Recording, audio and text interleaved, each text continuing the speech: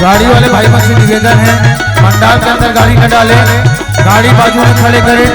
आपसे निवेदन है और जब तक साथी मन कुर्सी पे थे उकरो मन से निवेदन है कुर्सी ले आओ, कुर्सी ले जाए ताकि सामने जगह बची जिनमें आदमी जमीन में बैठ के दे सकते।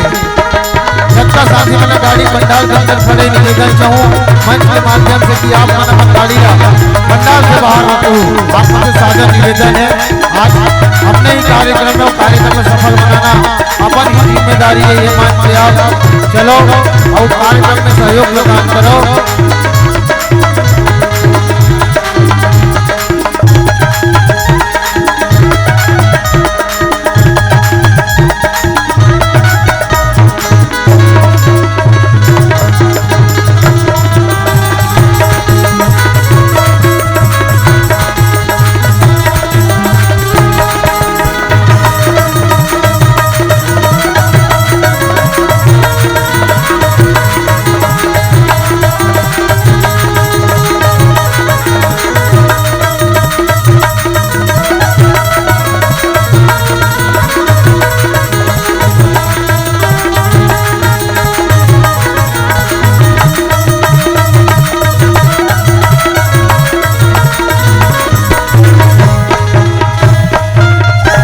जोहार संगवारी हो, अगर आप मन ला हमार वीडियो पसंद ही सोही तो वीडियो ला लाइक करो और चैनल ला सब्सक्राइब जरूर करो।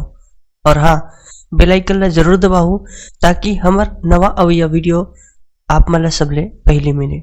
जय जोहार, जय छत्तीसगढ़।